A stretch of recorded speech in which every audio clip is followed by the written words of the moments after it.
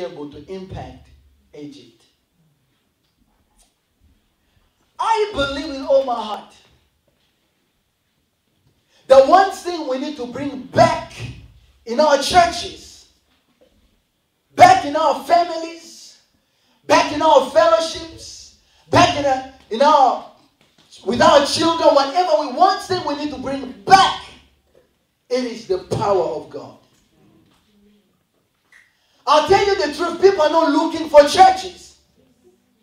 People are not looking anymore for fellowship, or people are not looking at, even some of our pastors, we're no longer interested in just coming and preaching another message or another sermon. People are looking to experience the power of the living God. Because I tell you what, people have serious issues. There are people who are dealing with incurable sickness and disease. People are dealing with cancer. People are dealing with fibromyalgia. They are wondering, where can I get the answer?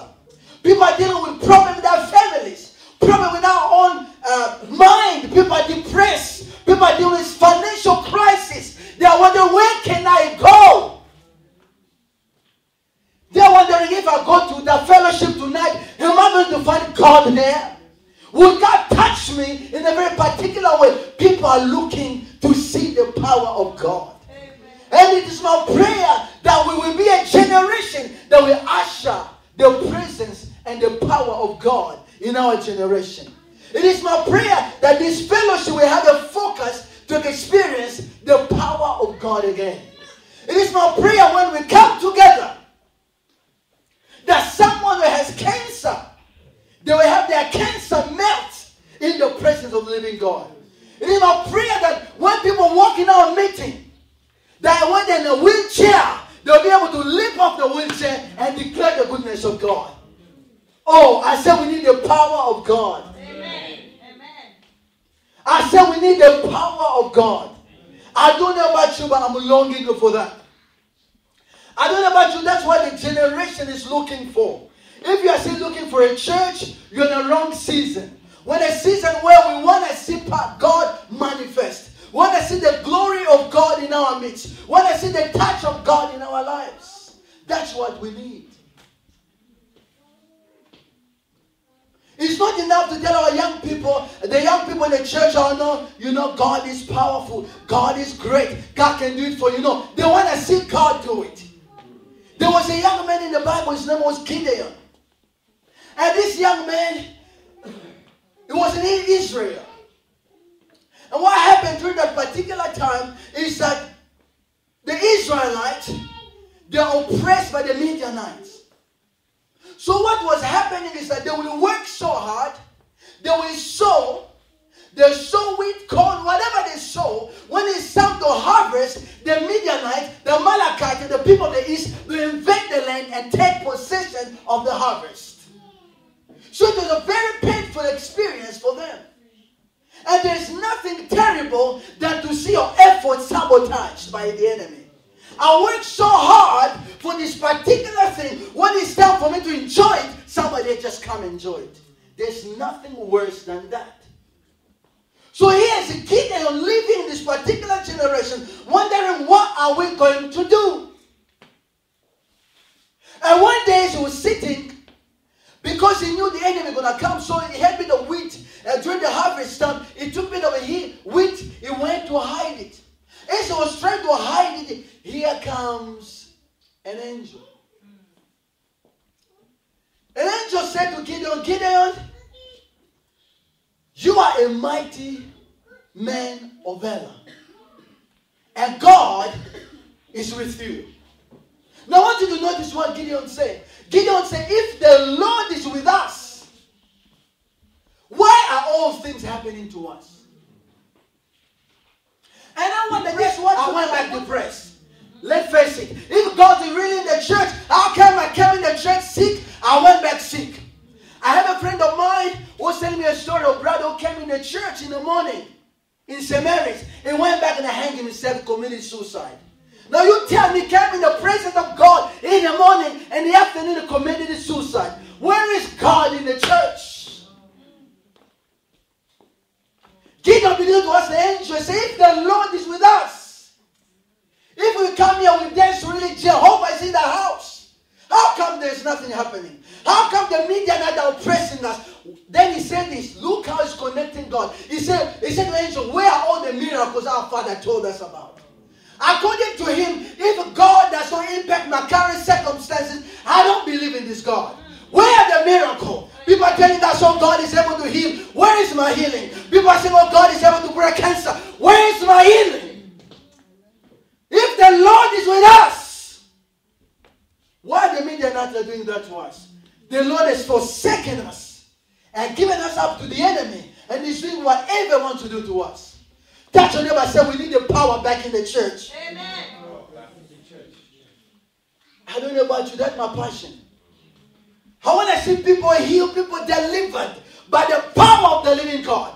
Because I believe nobody can come and encounter the God of Abraham and remain the same. It is impossible. You can't meet face to face with God and you go back the same. It's impossible. Something is wrong with us. We are missing something somewhere. And someone has to arise in awareness to know that God is faithful. Therefore, we need to do, place things in order so God can come back. Gideon said, if the Lord with us, where are the miracles? So it is obvious that Gideon knew what happened in the past. Because it said where the miracle our fathers told us about. It's when they told me, listen, you know God, that God split the Red Sea and we walk on the dry land. You know that God, He rained manna from heaven. You know that God is slain Goliath. Then they ask him, where is that God? Where is the God who brings fire from heaven? Where are you, God? And then the angel said to him, listen, Gideon, you are a mighty man of valor. And I know you are a champion.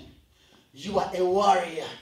You are the deliverance of this particular nation. You hold the key for this particular area. You hold the key for the deliverance of Israel. But he is a young man to whom the one who's holding the key for the nation are hiding from the enemy and shaking. Now I want you to realize the power of God's word. Because if you study the life of the father of Gideon, the Bible says his father had an idol, a shrine. So what his father will do is set that idol somewhere in a high place and people were coming and worshiping that particular idol. And some of us came from families where our forefathers and our great-great-grandfather says things and these things begin to affect us. Some of us we come from cultures where a lot of things were accepted, but they were demonic. So here's a young man, Gideon. He has an encounter with God, but he cannot see his own potential because he had a covering your father who is an idolater. It's because he's surrounded by demonic forces. He cannot come to arise to know, you know what? I'm a champion. How many young people you know, they are smart, they are very intelligent, they can do whatever, but they have such a low self-esteem, you can't believe it. You say, man, look at you. You're intelligent, you are handsome, you are beautiful, you are strong, you can do anything, but they can't see it. A certain situation like that, they are demonic.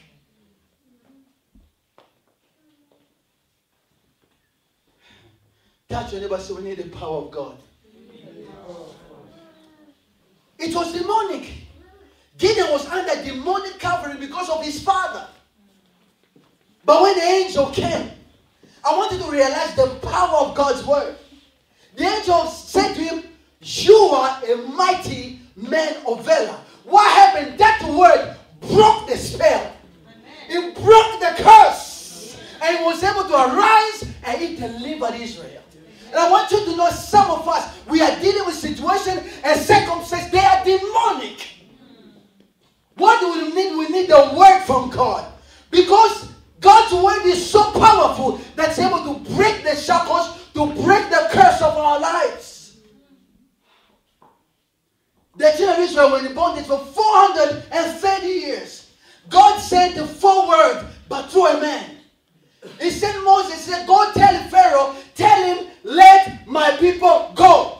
Forward, deliver the bondage of 430 years. That's how powerful God's word is. Touch your neighbor, so we need the power of God. Some of us are dealing with situations you think is normal. It is not normal. There was a woman in Luke chapter 13. She was bent over. And the Bible says she could not raise herself up. And when Jesus made us known that this woman had a spirit of infirmity. So she was bent like this. And the Bible says she was coming to the synagogue that particular day. It means that she was coming to church every Sunday. And she was bent over by a demon, not knowing. How many of us come here, we dance, we do things, but you don't know the situation you are dealing with is under demonic inspiration, but you just put up with it. And that lady was coming like this, 18 years. I don't know what she was doing. Maybe she was singing in the church, or she was baking cakes in the church. Whatever she was doing, a demon bent her over in the house of God. That whenever says it's not normal. Or says it's not normal. Even Jesus, when he came and addressed the issue, he said, this woman is the daughter of Abraham. According to Jesus, this is impossible. The devil shouldn't have the right to bind that particular woman. But she was bent over. 18 years. Some of us, this is your life. You can only go this far. Since you only this far, you can only save 10,000. When you try 15, back to 5. So your life is only there. You don't go anywhere. You try to make 2 steps forward, 5 steps backward. You're not going anywhere. That's your neighbor says no more. There are some situations where you're dealing with people of God, they are demonic. Matthew chapter 17, there was another boy who was an epileptic. Jesus, when he came, the Bible says he cast out a demon that was in that particular boy. So probably the parents, they were thinking the boy, when he falls or he begins to fall, they thought that it's just a disease. But they didn't know it was a demon behind that. That's what makes me very angry. You're trying to, some of us have distracted behavior. You can go to the doctor says, look, you put a bit of weight, so you have to watch. Don't eat much cookies, don't eat this. But you say, I can't stop eating cookies. You keep on eating cookies. But that's a distracted behavior. It can be demonic. That's what I said, it can be demonic. You see, God has power to deliver us from these behaviors and things that the devil is trying to release in our lives. Amen. And it's my prayer to be tonight. I said my prayer is going to be tonight. I said it's my prayer it will be tonight. Amen. Oh, you don't believe that? It is my prayer it will be tonight. Amen. We want to be delivered. We want to see the power of God back in the church. When I see the glory of God back in the church. And God is looking for men and women who say, Father, whatever it takes, if I'm going to be alone, I better be alone with Jesus, but have the masses going nowhere. And some of us made up our mind, honey, you love me or not, it's up to you. I want Jesus, I want His glory. I want to see the people healed. I want to see cancer healed. I want to see blind eyes open. That's what I'm after. Glory to God. How can it impact a country that is not yours? Listen to this. The Bible says this in Psalm 147 verse 5. Look at this. The Bible says God is mighty in power and His understanding is without limit. Psalm 147 verse 5. God is mighty in power and His understanding is without limit. It means this.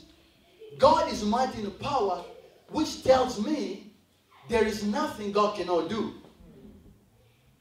His understanding is without limit. It means that there's nothing God doesn't know. So whatever you are dealing with, God can do it. Whatever you're wondering about, God can tell you the answer.